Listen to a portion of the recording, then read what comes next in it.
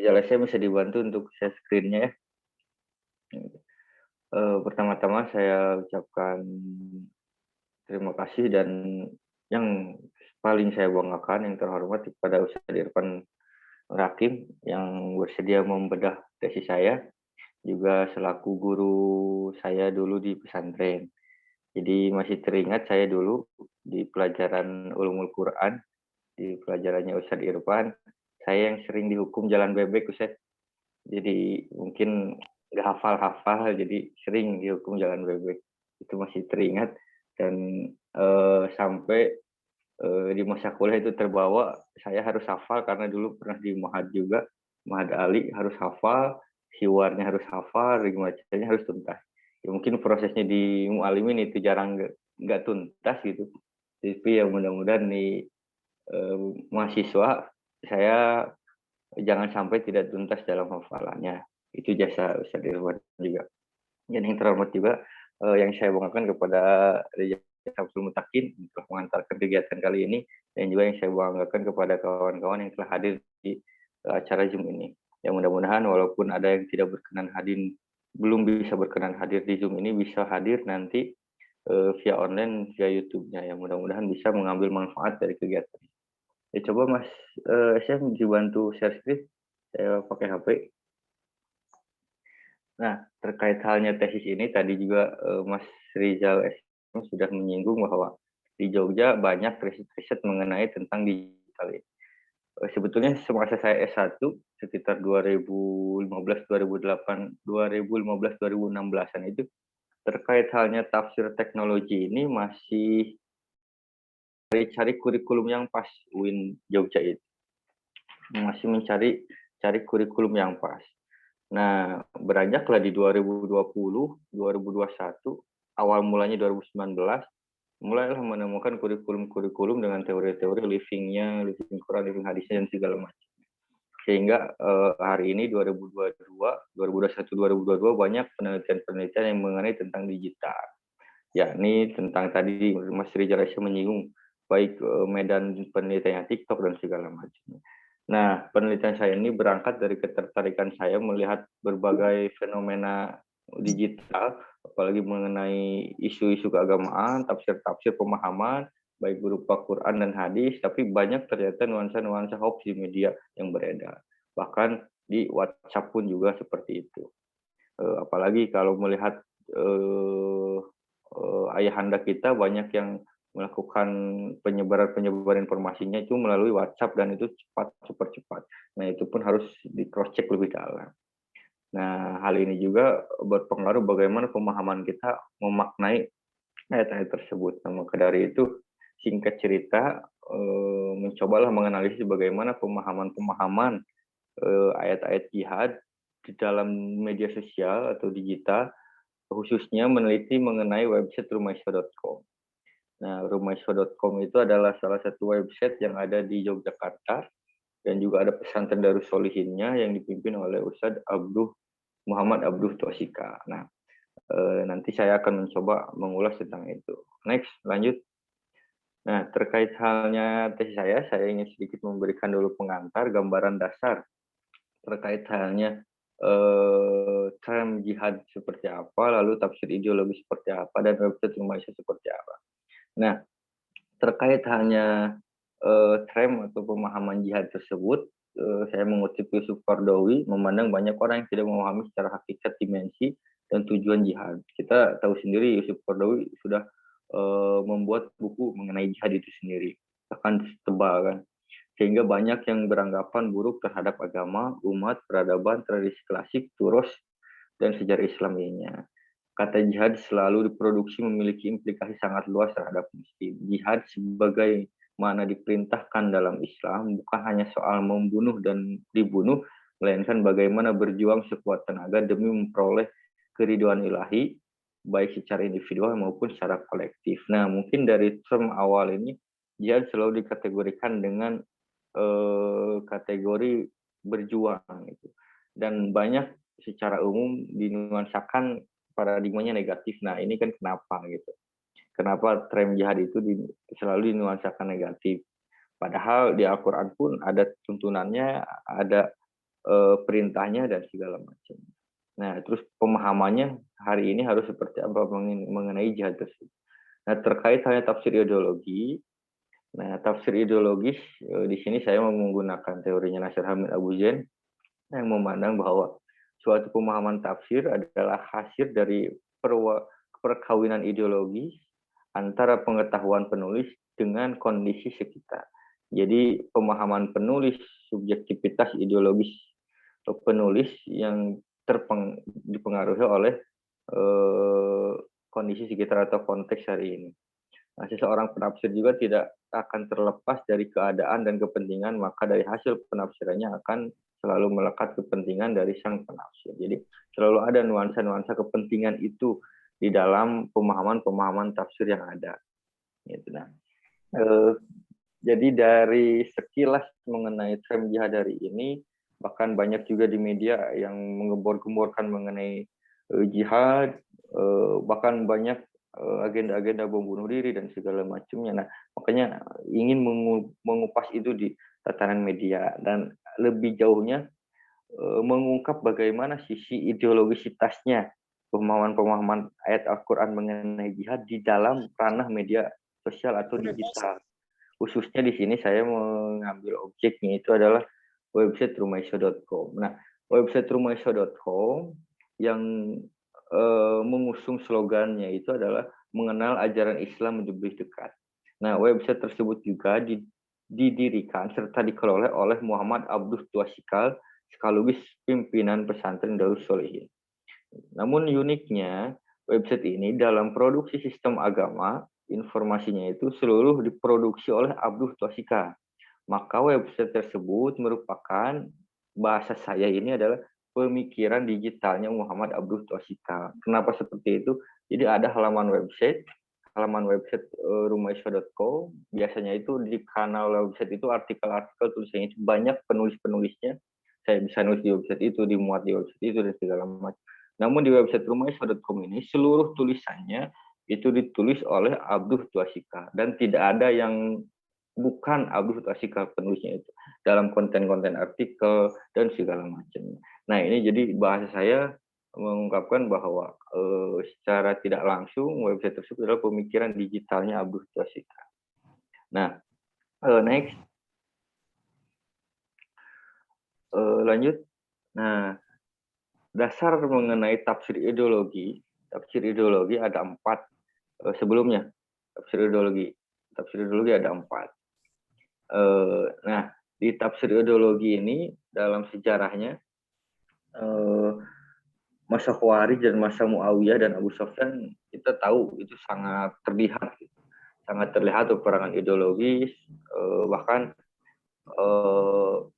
pada masa Muhajirin, Ansor, Mu'tazilah dan segala macamnya itu belum sangat terlihat dalam artian orang yang berpikir sesuai logika dan orang yang berpikiran sesuai wahyu itu terlihat pada masa itu. Seiring berjalannya waktu itu berkembang terkait halnya pemahaman ideologi. Kalau saya di sini menggunakan contoh masanya Khawarij dan masa Muawiyah bin Abu Sufyan. Yang itu sangat terlihat. Nah, lalu pengertiannya cenderung musafir menyikapi makna-makna jihad dalam Al-Quran itu cenderung membawa kepentingan dari orientasi individual atau kelompok. Jadi banyak kelompok-kelompok dalam pengertian-pengertian itu dalam memahami salah satu ayat agama, dalam menyampaikan makna agama itu kuat sekali atau selalu ada irisan kepentingan individual seseorang itu terhadap penyampaiannya atau bahkan kepentingan kelompok-kelompok tertentu dalam hal penyampaian penjelasan tersebut. Nah, secara umumnya saya membagi ideologi menjadi 2 dalam penelitian ini dan itu juga mengambil dari beberapa tokoh, salah satunya Nasir Hamid Abu Zain, walaupun Nasir Hamid Abu Zain tidak membagi langsung kepada 2 seperti ini. Yang kedua, ideologi Puritan dan moderat. Nah, Puritan di sini melakukan pemurnian terhadap ajaran agama, memiliki corak reduksionis fanatik, lalu literalis, memandang realitas pluralis sebagai bentuk kontaminasi atas kebenaran sejati, Al-Quran sebagai otoritas tertinggi dibandingkan dengan konteks. Hadis merupakan keterangan mutlak dan harus diikuti. Jadi ideologi Puritan ini adalah ideologi yang mengembalikan semuanya kepada naskah awal teks tersebut. Gitu. Ya, jadi untuk pemurnian awal. Nah, sedangkan ideologi moderat yakni memilih jalan tengah antara kutub ekstrim dan kutub fundamental. Ya, lebih mementingkan tujuan moral dari berbagai hukum yang terdapat dari teks yang menjadikan sumber. Jadi dilihat nuansa-nuansa moralnya. Kalau bahasa Al-Ghazali ini menjadi rasional etik. Jadi ada kubu rasional etik dan ada kubu religius etik gitu. Nah, di sini rasional etiknya muncul gitu, tapi tidak mengenyampingkan tentang religiusitas. Nah, terus mengedepankan solusi persoalan keagamaan yang nyata bersinggungan dengan realitas sosial, bukan dengan menggunakan hadis secara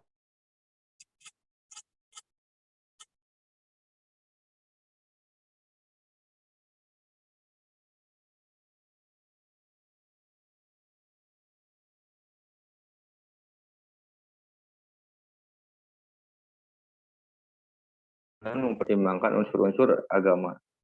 Lalu ciri-ciri yang selanjutnya dulu memandang tradisi sebagai suatu potensi.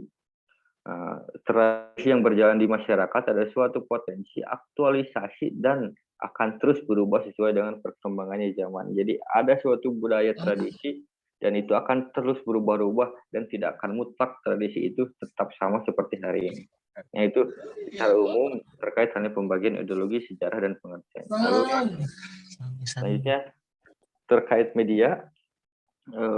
Terkait media, tafsir dan media ini banyak buku-bukunya seperti halnya buku Gary Boone. Gary Boone itu membuat buku hashtag Islam, Islam digital, Islam digital, juga banyak berbagai hal mengenai Islam digital. Salah satunya kalau di Indonesia yang sekarang di Australia, Gus Nadir Syah. Beliau punya teori hermeneutika digital. Nah, beliau fokus di concern di sana, bahkan penjelasan-penjelasan tafsirnya di Facebook itu banyak nuansa-nuansa hermeneutis. Dia mengeluarkan teori dan ada karya bukunya begitu. Nah, sifat-sifat tafsir di media itu ada beberapa. Yang pertama, internet dan media. Internet dan media itu sifatnya bisa dalam penyebaran informasi, dalam sini konteksnya itu informasi keagamaan, one to one, jadi bisa individu seorangan ke seorangan seperti WhatsApp, Messenger, dan segala macamnya. Secara direct message atau hal apapun itu secara satu orang ke satu orang. Lalu ada yang menyebarkan informasi itu dari satu orang ke banyak orang, seperti Instagram dari feed Instagram, lalu status itu dari satu orang ke banyak orang, Facebook, Twitter gitu. Bisa ke banyak orang. Nah, yang selanjutnya dari banyak orang ke banyak orang. Nah, yang selanjutnya determinasi teknologi itu pergantian budaya, jadi pergeseran budaya, transformasi media. Transformasi media ada pergeseran media juga dari media lisan, literalis ke industri, lalu ke percetakan dan media dan ideologi. Jadi di sana saya mengutip Gers, terlalu Marx, dan juga Abu Zaid. Nanti bisa kawan-kawan baca di sana. Next, berikutnya. Nah, langsung saja kepada rumaiso.com. Nah, dari Rumaiso ini ada beberapa tafsir. Tafsirnya itu saya mengambil dari penjelasan tulisan dengan menggunakan keyword jihad di website tersebut. Coba langsung ke sana, Mas Rizal. Jadi langsung ke keyword jihad. Nah, di keyword jihad, nah ini teori Nasir Hamid Abu Zain, mungkin kawan-kawan memahami itu terkait halnya pemahaman keagamaan Nasir Hamid Abu Zain. Nah, terkait halnya contoh penafsirannya, jadi saya mengambil dengan keyword jihad di website tersebut, lalu muncullah beberapa. Nah, dari banyaknya ini, saya filter dari beberapa kategori. Dari beberapa kategori. Nah, saya pun di sini mencantumkan judulnya di awal, kolom awal itu judulnya, jihad dan ilmu versus jihad dengan senjata.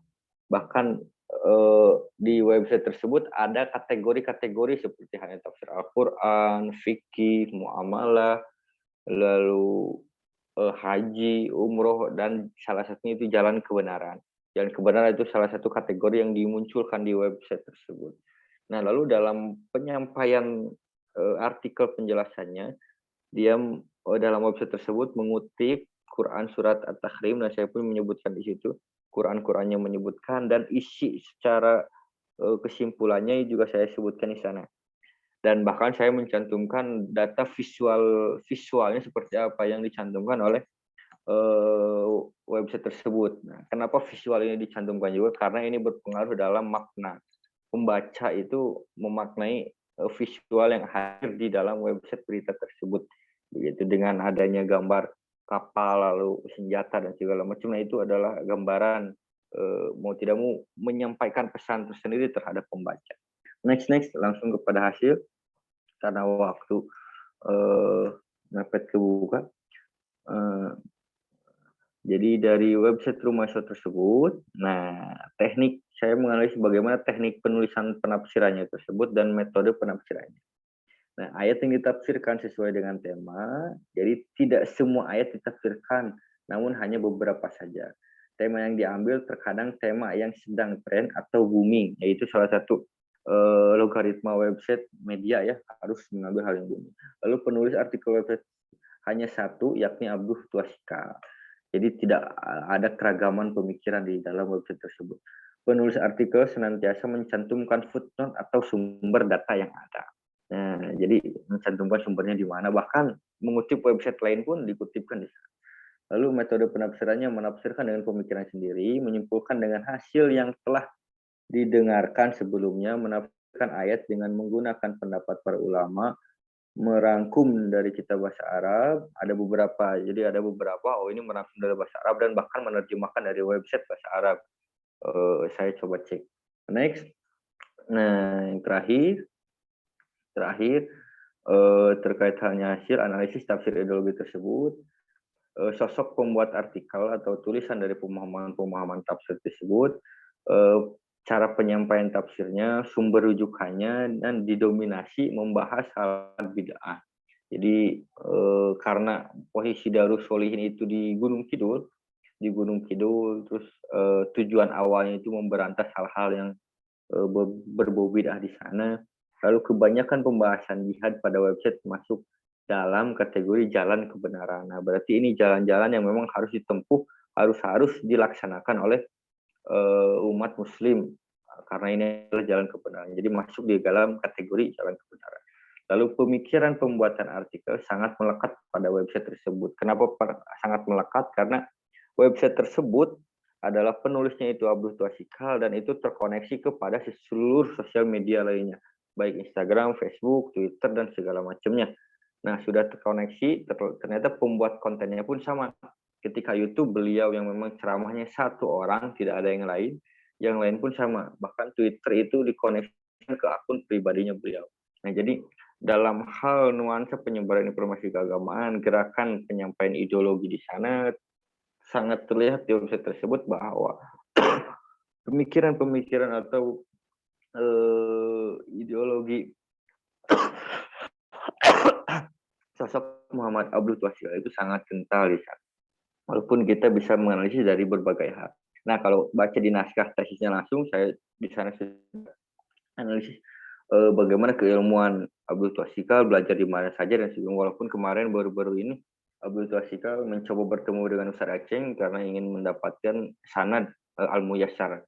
Karena dia juga mengajarkan kepada santri-santrinya adalah menggunakan Al-Muyassar. Nah, beberapa saya pernah jumpa dengan Abdul Tuasikal, ke pesantrennya juga pernah, dan beberapa dia punya perusahaan-perusahaan atau toko-toko usaha di kota Yogyakarta tersebut.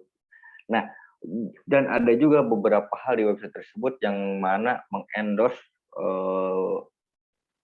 usaha-usaha di mana produk-produk beliau tersebut. Nah, itu juga salah satu unsur yang dikemas dengan bentuk keagamaan. Yang mungkin secara singkat untuk pemantik itu untuk dari saya, kurang lebihnya mohon maaf. Mungkin kepada Ustaz Irfan ini banyak kekurangan dalam tesis ini. Mungkin dalam pembuatannya kurang maksimal ataupun dengan waktu singkat, dan data-data yang memang mudah-mudahan itu relevan dan mudah-mudahan nanti ke depan bisa terus ditambahkan kembali dan dilengkapi sehingga kajian tersebut bisa bermanfaat bagi yang lain. Itu dari saya. Kurang lebihnya mohon maaf. Wassalamualaikum warahmatullahi wabarakatuh. Waalaikumsalam warahmatullahi wabarakatuh. Terima kasih pada Kang Rijal Fathurrahman Purnama yang sudah memaparkan tesisnya ya. Ya baik, karena waktu kita mepet ke maghrib, untuk mengefisienkan waktu kita langsung saja berikan kepada Al Ustadz Irfan Nul Hakim yang akan membedah tesis dari Kang Rijal Fathurrahman ini. Pada Al Ustadz, waktu dan tempat disilahkan.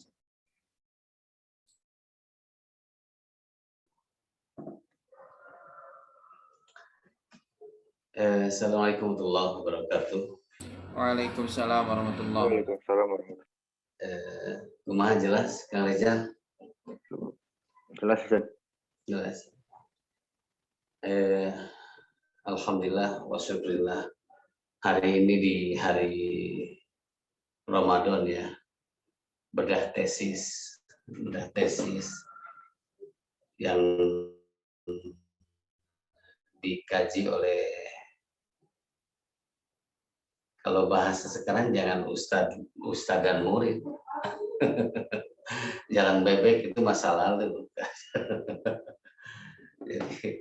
jadi kita itu ya melihat beberapa perkembangan murid-murid, terus kawan-kawan, sahabat-sahabat, ternyata luar biasa. Waktu Rijal SM itu konfirmasi ke saya tentang tesisnya Rijal Fathurrahman, angkatan sekian. Angkatan yang mana ya? Karena kelihatannya beberapa tahun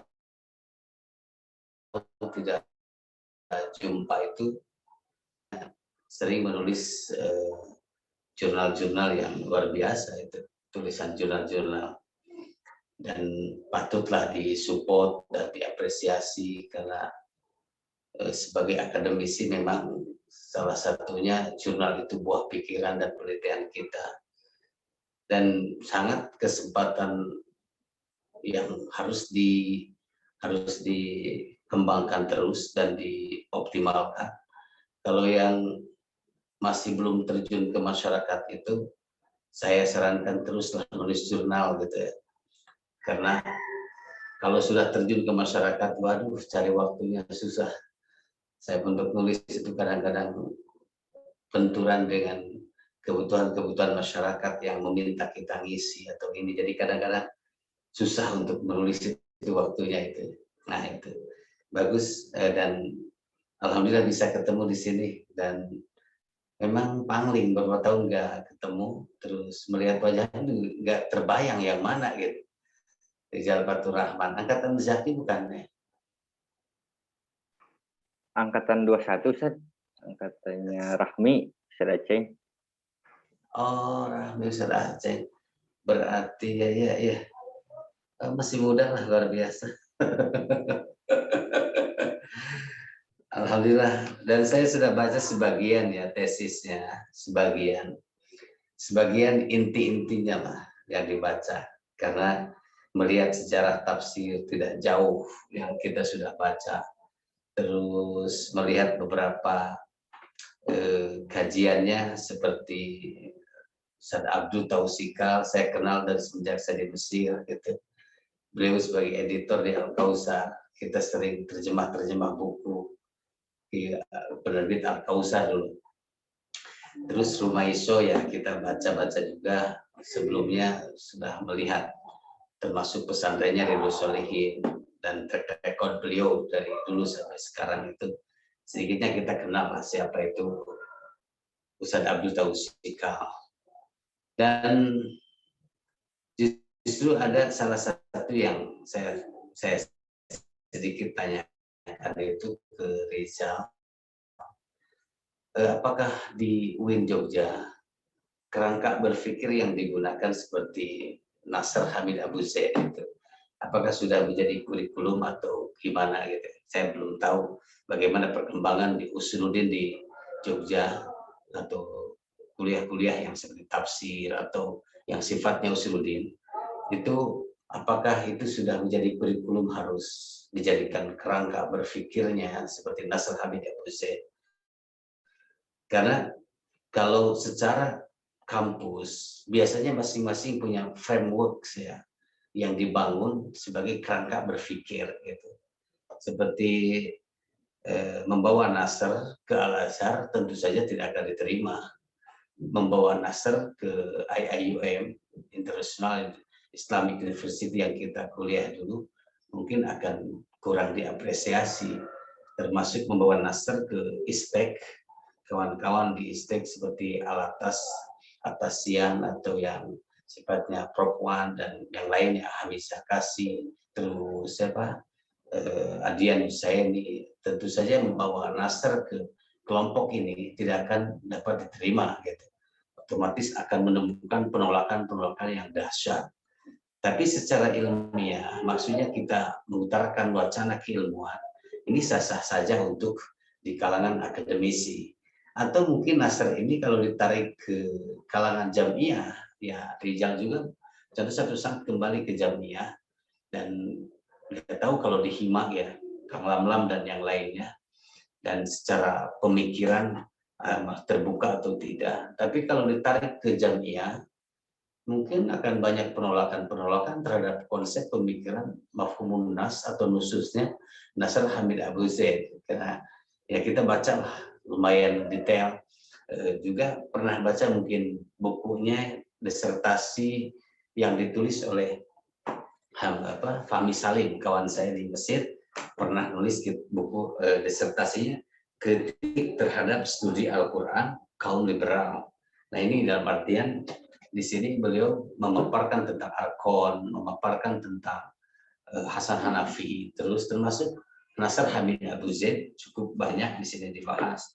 Artinya apakah ketika di UIN Jogja di jurusan Usuluddin memang Nasr itu dijadikan salah satu ikon sebagai pemikir yang dijadikan rujukan di zaman ini, gitu. Karena sebagian orang menolaknya untuk dijadikan beberapa hal di dalam tesis-tesisnya. Dan karena salah satu yang paling mendasar dari beliau itu adalah Al-Quran sebagai produk budaya, itu produk budaya yang nantinya akan banyak polemik, kontroversi dalam kehidupan kita.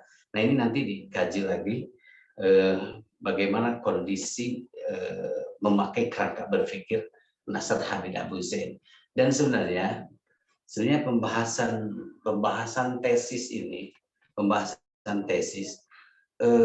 kalau gaya tafsiran ya anggaplah Nasr itu sebagai orang yang rasionalis, bahasa sekarang itu neo-Mu'tazilah, disebut neo-Mu'tazilah, dan dia punya pikiran-pikiran yang berani. Kalau berani dianggap berani, yang berani pada posisi zaman yang sangat berat untuk dia dobrak gitu, sampai dia dimurtadkan di Mesir kan, sampai dia diindikan di Mesir. Nah ini, dan padahal ada teori, kita pernah baca gak kita Muhammad Zaghloul, bagus bukunya Muhammad Zaghloul, ini judulnya Tafsir Birra'i, At-Tafsir Birra'i, Qawaiduhu wa Dawabituhu wa'lamu. Nah ini buku saya jadikan bagus juga sebagai tafsir birra'i. Jadi bagaimana mengembangkan tafsir dari tekstual menjadi kontekstual. Bagaimana secara tafsiran yang kita kenal dulu sebagai madrasah tafsir di Mekah, terus madrasah tafsir di Madinah, madrasah tafsir di Irak. Kita tahu siapa Ibnu Abbas gitu. Ibnu Abbas punya murid lagi siapa, Mujahid, atau bin Rabah, Ikrimah, Taus, terus Sa'id bin Jabir, terus Ubay bin Ka'ab di Madinah. Ini klasik kan, klasik. Tapi kita kadang tidak bisa meninggalkan teori-teori perkembangan klasik ini. Harus tetap ada kajian-kajiannya sebagai kita, kalau bahasa kita bisa jadi ta'zim, ikram, atau sebagai tanda kita melanjutkan estafeta secara sanad gitu. Jadi kalau melihat tafsiran-tafsiran ini seperti Abu Aliyah, terus Qatadah, Mujahid, Hasan Al-Basri, yang nantinya Mas Al-Basri punya murid Wasil bin Atha, Wasil bin Atha punya murid lagi itu yang menjadi berpikir Mu'tazilah, punya murid lagi Al-Jubai, Al-Jubai punya murid lagi Abul Hasan Al-Asy'ari. Abul Hasan Al-Asy'ari itu pengembang akidah Asy'ariyah, dan itu bisa lagi melanjutkan pada teologi tafsiran. Makanya Muhammad Zadul dalam kitab ini bagus, sampai dia mengkerangkakan ada madrasah Asy'ariyah, ada madrasah Mu'tazilah tafsiran ya dalam dunia tafsir. Ada madrasah Athariyah fi tafsir, ada madrasah Sufiyah. Dari situ kita bisa mengkerangkakan arah pemikiran para mufassir gitu. Arah pemikiran para mufassir itu di mana letaknya? Seperti madrasah Asy'ariyah fi tafsir. Kita tahu Ar-Razi, tafsir Ar-Razi Mafatih Al-Ghaib, atau yang disebut dengan tafsirnya tafsir Al-Kabir, atau itu dikenal pada zaman itu. Dan rata-rata kalau kita mau agak cerah pemikiran dalam penafsiran, baca coba Mafatih Al-Ghaib. Tidak ketinggalan zaman kalau melihat tafsiran-tafsiran beliau. Ro'yunya luar biasa, dan itu termasuk kalangan madrasah tafsir Asy'ariyah. Belum lagi Baidawi, Abu Su'ud, Khazin, itu kan itu termasuk madrasah Asy'ariyah gitu. Itu cemerlang tafsirannya. Berbeda lagi ketika kita buka lagi tafsir yang madrasahnya Mu'tazilah seperti Al-Kasyaf, Zamakhsyari, terus pikiran-pikiran seperti Muhammad Abduh, itu di situ ada. Terus ada Al-Marawi, di situ ada pemikiran dengan tafsir Al-Marawi. Terus ada lagi tafsiran-tafsiran yang Al-Jashami gitu. Beliau itu rasional di situ, memikirkan ayat-ayat tentang Al-Quran. Berbeda dengan tafsir Madrasah Athariyah. Madrasah Athariyah itu yang seperti Ibn Taimiyah gitu, yang lebih tekstual. Jadi Athariyah itu Ibn Taimiyah, terus Ibnu Qayyim Al-Jauziyah, terus Abdul Wahab, gitu kan. Termasuk di situ ada nanti pembahasan bedanya bagaimana Rasyid Ridho dengan Abduh atau dengan Afgan yang lainnya. Nah, kerangka di sini kita bisa melihat ketika melihat sebuah tafsiran, contoh Abduh ini Abdul Tausika, tafsirannya itu kemana arahnya? Ketika melihat arah tersebut, itu akan mudah memetakannya, mapping. Jadi mapping pemikirannya itu sudah jelas. Oh, ternyata dia itu kalau merujuk pada tafsir sebelumnya, ini berarti masuk pada tafsiran madrasah Ibn Taimiyah. Siapa Ibn Taimiyah? Kita tahu Ibn Taimiyah. Akidahnya, teologinya, bagaimana, gitu. Tafsiran-tafsirannya. Nah, gitu. Tapi kalau baca Al-Majmu' atau Majmu'atul Fatawa, karya beliau itu, saya tulis di belakang itu ada Majmu'atul Fatawa, itu kalau baca itu menarik juga. Tidak selamanya Ibn Taimiyah itu Athariyah tekstual. Ada kajian-kajiannya yang begitu rasional gitu di Ibn Taimiyah. Kalau baca di Majmu'atul Fatawa di bab tafsirnya, usul fikihnya. Dan kerangka berpikir tafsir Biroi ini sebenarnya kita itu sudah punya kerangka yang lebih ini seperti dari aspek bahasa. Menurut beliau itu aspek bahasa itu filologi kita bisa mengembangkan secara tafsir Biroi-nya atau dari aspek contoh aspek usul fikihnya. Dari usul fikihnya itu usul fikih kan banyak, ada istilah mantuk, mafhum mukhalafah, mafhum muwafaqah. Bagaimana ketika mantuk dengan mafhum itu istilahnya bertolak belakang. Bagaimana ketika mendesain sebuah ayat supaya bisa menjawab konteks-konteks kekinian. Itu di situ dibahas. Jadi kita itu akan banyak menemukan hal-hal yang baru ketika kita melihat tulos-tulos yang sifatnya sudah termappingkan.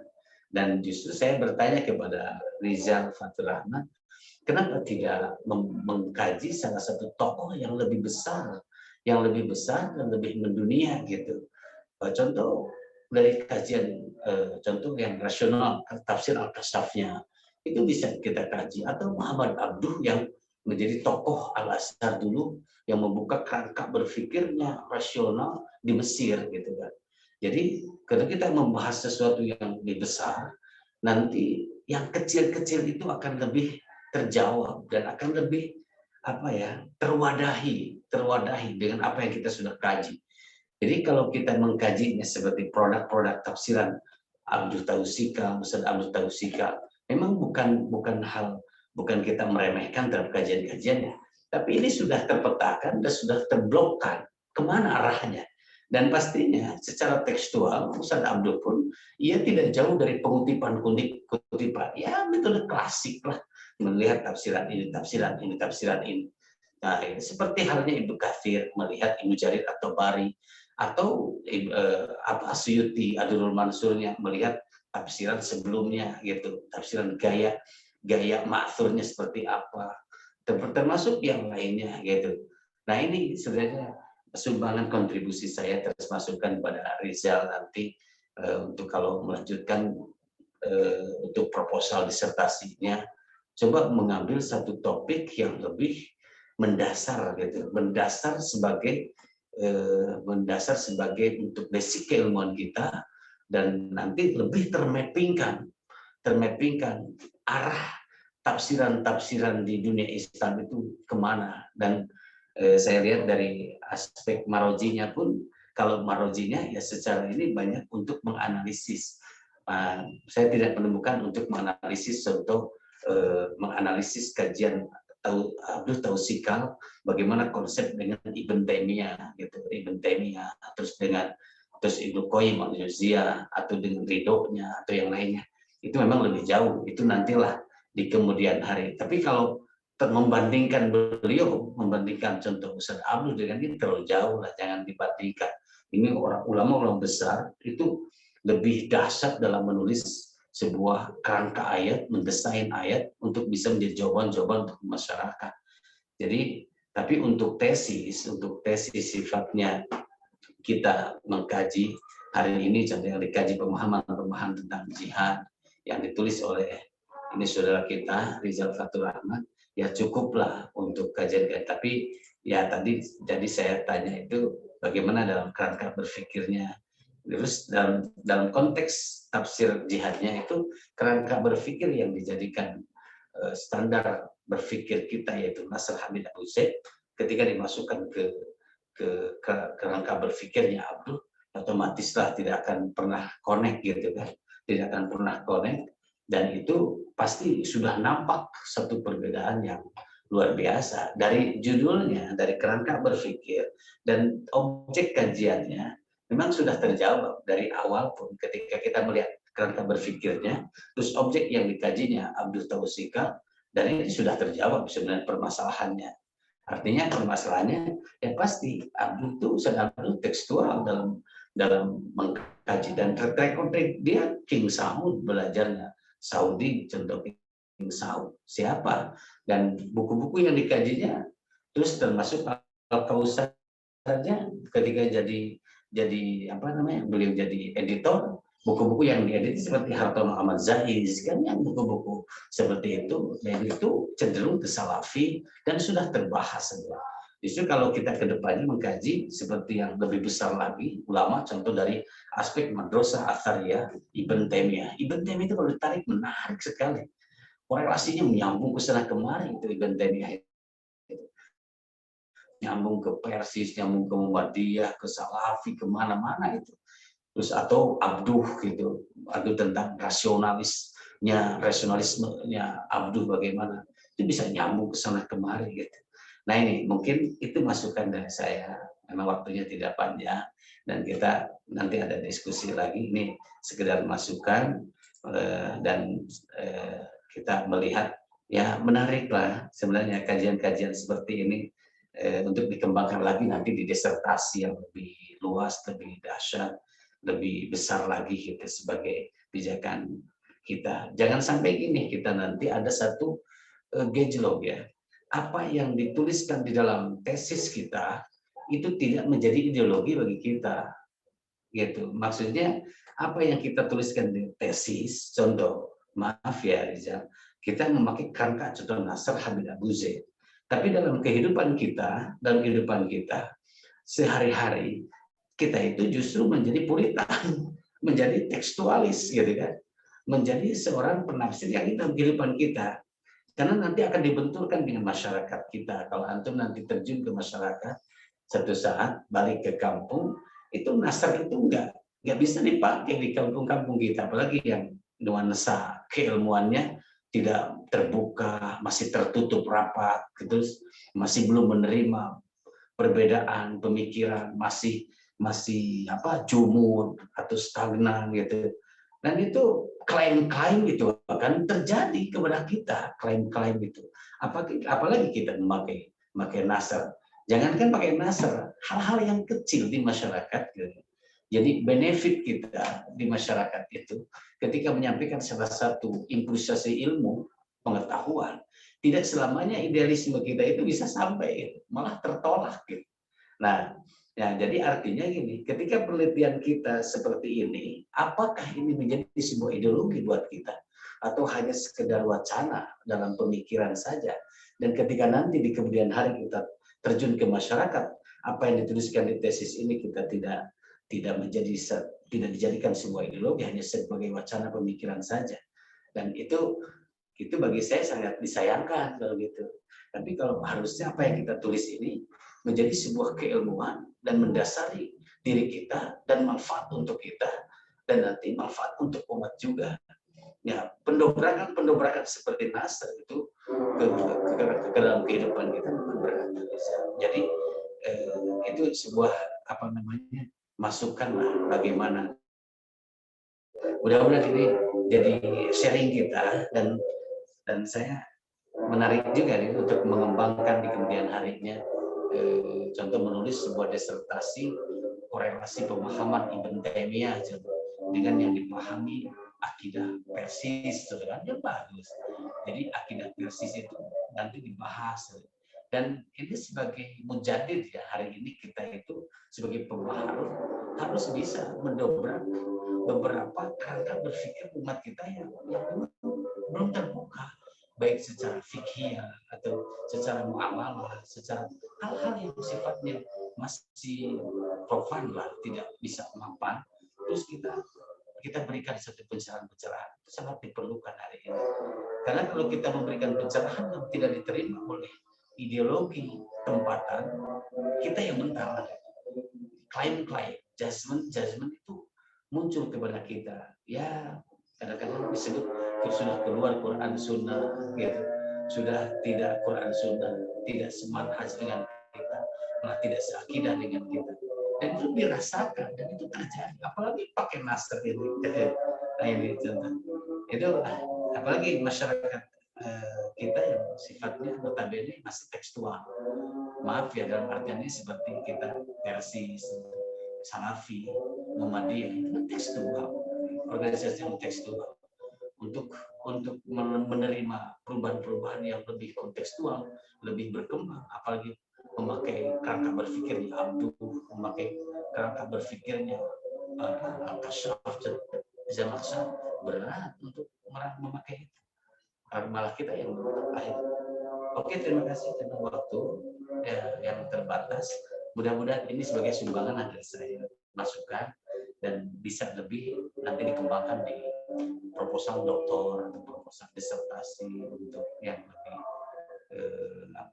lebih tajam lagi melihat permasalahan dan menganalisis sebuah keilmuan atau pemikiran. Terima kasih Pak Moderator Kang Rizal Syamsul Hakim. Mudah-mudahan diskusi lain kali berlanjut. Dan saya sangat apresiasi untuk kepada Rizal yang sudah menyelesaikan tesisnya, masternya. Yang penting sekarang itu beres dulu lah masternya, jangan terkatung-katung sampai bertahun-tahun belum selesai. Sekarang beres, setelah beres ini menyiapkan disertasi yang lebih serius dan lebih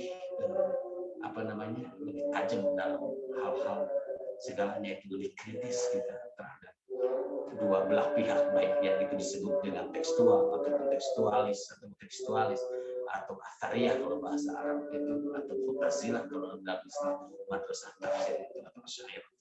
Terima kasih. Wabillahi taufiq wal hidayah. Wassalamualaikum warahmatullahi wabarakatuh. Waalaikumsalam warahmatullahi wabarakatuh. Ya, terima kasih banyak kepada Ustadz Irfanul Hakim yang sudah memberikan masukan, saran dan juga membedah tesis dari Kang Rizal Fathurrahman. Sangat luar biasa ya, luar biasa. Ini masih menarik ya, diskusinya masih menarik menurut saya, walaupun untuk skupnya Jogja ini sudah ada gitu ya, tapi saya kira di Garut masih belum, termasuk Kang Rizal Jakarta masih belum kayaknya ya. Jadi sambil menunggu lah ya, saya berikan termin 2 orang ya yang memberikan masukan atau memberikan saran, kritik, pertanyaan dan lain sebagainya. Maksimal 1 orang 2 menit lah ya, maksimal 1 orang 2 menit. Jadi 2 orang 5 menit cukup untuk memberikan masukan, saran dan lain sebagainya. Silahkan siapa yang ingin memberikan masukan, saran kaitan dengan tesis yang sudah dipaparkan oleh Kang Rizal Fathurrahman, maksimal 2 menit ya. Silakan. Mungkin anak SM. Oke, siap. Mangga Kang Gipari ini. Di Mesir jam berapa? Masih jauh kebuka kayaknya di Mesir ini. Duhur. Silakan Kang Gipari. Ya. Arija yang terhormat ya, Arija Fathurrahman, sama Ali, Ustadz Irfan. Di waktu anak firqatalat ya Ustadz, fikism akidah wa falsafah di Gam'a Azhar gitu. Mungkin pertama ke Arija dulu ya. Alhamdulillah juga saya di waktu di Ranca Bango, paper saya itu tentang kritik Nasr Hamid Abu Zaid ya. Saya hampir setahun lah itu bimbingan juga lah secara tidak langsung dengan Pak Malki Ahmad Nasir ya, Pak Irfan, senior antum. Tapi sekarang udah di Indonesia. Waktu itu masih di Bentar beliau, sekarang udah jadi dosen di Unisba. Mengenai kita berdiskusi banyak lah, sampai saya ngeprint Mafhum Munas, Naqtul Hitobudin, semua fase-fase Al-Qur'an itu ya, yang Muntacakofi, Tari Nastari dan sebagainya. Ini yang terkait tafsir ideologis ya. Pertama bukan dulu tentang ini tentang makna dan magza Arizal. Ini yang saya masih bingung ini. Waktu itu saya nggak sempat ke Pak Malki nanya ini kayak gini. Apa sih perbedaan yang mendasar antara teori makna wa magza Nasr Hamid Abu Zaid? Tapi sebenarnya Nasr Hamid Abu Zaid itu makna wadilalah sebenarnya itu kalau kita baca di bukunya itu ya. Nah, terus apa perbedaannya dengan misalnya yang teori Pak Sahiron Syamsuddin makna kumagza, kemudian dengan teorinya Profesor Abdullah Said ya, yang kontekstualis approach in Quranic dalam Quran, yang fase-fase tafsir itu, dan kemudian dengan double movement-nya Fazlur Rahman. Sekilas saya melihat itu sama kayak gitu ya. Itu mungkin yang pertama, Arizal mohon diperjelas perbedaannya di mana. Kedua, mungkin ini ada masukan dari saya terkait dengan tadi tafsir ideologis ya. Sebenarnya kalau mau jujur, apa yang dikatakan oleh Nasr Hamid Abu Zaid terkait tafsir ideologis itu bukan sesuatu hal yang baru ya dalam sejarah pemikiran Islam gitu ya. Dalam tradisi Islam kita biasa mengenal itu dengan istilah dakhil gitu. Ini ada bukunya ini, Ustadz Irfan juga tahu ya, karangan Profesor Muhammad Ibrahim Al-Khalifah, itu beliau guru besar di Al-Azhar, sampai sekarang masih dibaca. Di sana juga ada teori infiltrasi lah, dakhil fi tafsir. Nah, yang tafsir ideologis Nasr Hamid Abu Zaid itu memiliki banyak kelemahan, Arizal, salah satunya. Kelemahannya adalah tidak bisa ini, waktu itu saya kajian itu tidak bisa secara paten secara pasti mendefinisikan apakah ini tuh benar tercampur ideologis atau tidak. Contoh yang paling sederhana adalah ketika menafsirkan misalkan cara pikir paradigma ideologis Nasr Hamid Abu Zaid dipakai dalam membaca misalkan ayat-ayat had kayak gitu. Nah, ini yang kelemahannya di sana. Buktinya para ulama tafsir itu ketika larang head itu ya, wala taqrabuhunna hatta yathurna, itu tidak dipengaruhi oleh ideologis sebagai laki-laki gitu. Artinya mereka fair gitu ya. Apa yang dikatakan Al-Qur'an bla bla bla, demikian kayak gitu. Jadi kalau misal rekomendasi dari saya mungkin buat Arizal untuk yang tafsir ideologis mungkin bisa pakai teori dakhil gitu ya. Infiltrasi gitu di sana. Nanti ada klasifikasi di sana mana yang disebut asli ro'i gitu ya, dakhil ro'i, asli nakli atau dahulu nakli kayak gitu. Saya rasa teori itu lebih cocok gitu ya. Mungkin begitu ya. Mungkin yang pertanyaannya itu Arijal, yang perbedaan makna wa magza, kemudian apa double movement dan sebagainya lainnya. Syukran Ustaz. Ya, terima kasih masukan dan tanggapannya dari Kang Gipari ya. Jauh-jauh dari Mesir ini. Satu lagi mungkin sebelum ditutup lah ya. Satu lagi ada yang mau memberikan masukan, tanggapan atau saran? Kang Arijal ya. Ya silakan. Ya. Terima kasih ya, masukannya cukup bagus Zal, dari Ustadz Irfan. Aku rasa bisa berpikir ya, bisa untuk kamu mengembangkan disertasi. Nah, aku gini loh, di Muhammadiyah itu aku berkaca ya, Kang Hilman itu kan riset tentang Islam, tapi dia risetnya itu riset yang tidak kontroversial, lebih banyak ke filantropi, kemudian bagaimana filantropi itu dikaitkan dengan citizenship, buruh migran dan segala macam. Itu tidak kontroversial dan membawa karirnya itu bagus ya, karena tidak ada yang menentang. Jadi cepat profesor sama segala macam. Tapi banyak ya pemikir-pemikir hebat di Muhammadiyah itu yang kontroversial, isu-isu keislamannya. Misalkan Sukidi ya, Pradana Boy, itu aku rasa mereka hebat-hebat juga, termasuk misalkan Najib Burhani ya. Tetapi karena kontroversial dalam tanda petik, karirnya juga terpental ya, tidak banyak mendapatkan fasilitas gitu di karir dan segala macam. Nah, mungkin ke depan juga perlu dipikirkan itu Zal, apakah kamu akan melakukan riset-riset isu-isu kontroversial ataukah mencari alternatif lain ya dengan isu-isu yang lebih moderat yang bisa diterima semua orang. Aku rasa itu aja. Assalamualaikum. Waalaikumsalam. Waalaikumsalam warahmatullahi wabarakatuh. Terima kasih Arijal Ramdhani yang sudah juga memberikan masukannya. Karena ini sudah pukul 6 kurang ya, di Jakarta pun sudah buka, juga sudah adzan. Saya kira dicukupkan aja lah ya, atau mungkin ada yang ingin disampaikan kembali dari Kang Rijal ataupun dari Ustadz Irfan? Oh ya, Ustadz Irfan. Singkat aja, sekalian closing ya. Oh ya, siap. Ya, terkait hanya di sini berangkat juga dan di kurikulumnya UIN Jogja. Sebetulnya UIN Jogja membebaskan mahasiswanya untuk meneliti beberapa aspek dan penggunaan teori asal teorinya itu memang betul-betul dikuasai. Nah, terkait halnya kenapa saya mengambil teori Nasir Hamid Abu Zain dan juga ada teori penunjangnya itu konten analisis, berangkat dari tafsir ideologi lalu yang ada di media digital. Awal mulanya saya mencoba mau mengambil teori hermeneutika fenomenologi. Awalnya saya mengkaji buku-bukunya Paul Ricoeur untuk bagaimana mencoba hermeneutika fenomenologinya itu bisa masuk di pemahaman-pemahaman tersebut.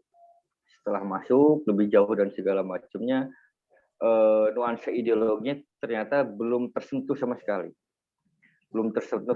Tapi nuansa hermeneutiknya terlihat lebih dalam. Nah, setelah lebih jauh, saya coba juga ke Heidegger, ke Gracia, itu saya coba dalam-dalam sampai ketika mau saya ambil, konsultasilah terlebih dahulu kepada pembimbing saya, yakni Dr. Fahrudin Faiz. Saya konsultasi ke Bapak Fahrudin Faiz dan diarahkan coba list beberapa teori-teori yang menyinggung tentang ideologinya seperti apa. Dari Riker dan segala. Riker itu hermeneutika simboliknya juga masuk kan, karena bicara simbolik juga nanti. Nah, lalu muncullah dari hermeneutika itu coba sub-subnya atau inti dah ideologi, walaupun hermeneutika berbicara itu. Nah, keluarlah teori tafsir ideologinya Nasir Hamid Abujan setelah dalam hal proses pencarian penelaahan lebih dalam terkait halnya hermeneutika. Nah, lalu terkait halnya media, untuk tadi juga yang masukan dari Gifari itu memang ya sejauh mana memandang Nasir Hamid Abujan, namun dia tidak saklek atau memformulasikan rumus ketahuan ideologi seperti apa. Makanya dengan ranah objeknya digital, saya menggunakan pembantu konten analisis. Sehingga visualisasi-visualisasi itu harus muncul di ranah analisis. Gitu. Ya, lalu kalau perbedaannya nanti makna kumangza, makna wamangza, saya rasa nanti ada Atrop ya. Kebetulan tesisnya juga membahas itu. Bisa jadi kita minggu depan aja kita bedah tesisnya beliau.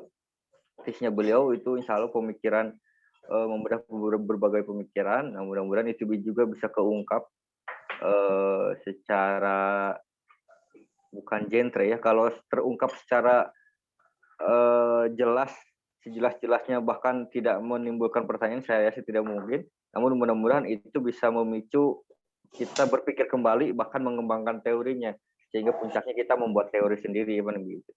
Nah, terkait halnya tadi ujungnya seperti itu, lalu proses mengambil Nasir Hamid Abujannya itu tadi yang tadi saya ungkapkan, walaupun berangkatnya dari teori hermeneutika, karena beberapa sebelum tes itu saya mencoba menulis beberapa hal terkait halnya penelitian tafsir di Instagram, lalu di media. Ini melanjutkan sebetulnya di berbagai jurnal saya, bahkan fenomena penafsiran ayat-ayat anak di media saya coba kembangkan, dan di dalam tesis mengambil tren jihad. Nah, dengan teorinya Nasir Hamid Abujan, silsilahnya tadi seperti itu. Nah, mungkin tadi dari masukannya itu sangat berharga bagi saya dari Irfan Hakim itu. Mudah-mudahan itu juga bisa, sudah saya banyak catat ini, dan insya Allah ini menjadi pengembangan teori pemikiran dalam hal ketafsiran untuk ke depan di disertasi. Nah, mudah-mudahan di disertasi bisa lebih mengakar, dalam artian bisa mengungkapkan pikiran-pikiran yang itu langsung ke akarnya gitu. Ke akarnya, dan tidak melupakan tradisi-tradisi klasik yang memang itu seharusnya ada dalam tradisi Quran begitu mungkin. Nah, mudah-mudahan ini juga menjadi pelengkap, mudah-mudahan di disertasi ke depan kalau di jalannya ada di sana bisa melengkapi hal itu, tradisi klasiknya seperti apa, dan bisa diakomodatifkan dengan bagaimana perkembangan zaman hari ini. Nah, itu mungkin harapannya dengan perpaduan berbagai ilmu yang ada hari ini. Nah, itu saja mungkin dari saya. Kurang lebihnya mohon maaf, dan tadi masukannya dari berbagai aspek dari Ustadz Irfan sangat saya sudah catat juga dari Muhammad Gifari. Terima kasih kepada mahasiswa filsafat Mesir. Lalu tadi Arijal, insya Allah untuk pengembangan isu ke depan lebih selektif dan melihat berbagai peluang yang ada. Itu aja dari saya. Wassalamualaikum warahmatullahi wabarakatuh. Waalaikumsalam warahmatullahi wabarakatuh. Ya, terima kasih Kang Ridha Fatur Rahman yang sudah memberikan closingnya. Baik teman-teman, karena waktu sudah pukul 18 ya, sudah pukul 6 lewat dari waktu buka. Sekali lagi terima kasih pada Ustadz Irfan Hakim yang sudah menyempatkan waktunya untuk bergabung dan mengisi di diskusi HMPP. Kemudian Kang Ridha Fatur Rahman, Kang Ridha Ramdhani, dan lain teman-teman yang sudah bergabung. Sekali lagi terima kasih. Insya Allah kegiatan-kegiatan selanjutnya nanti kita umumkan dan beritahukan di kemudian hari. Itu saja yang bisa disampaikan. Sekali lagi terima kasih. Mohon maaf atas segala kekurangan. Rabbana atina fid dunya hasanah wa fil akhirati hasanah wa qina adzabannar. Assalamualaikum warahmatullahi wabarakatuh. Waalaikumsalam warahmatullahi wabarakatuh.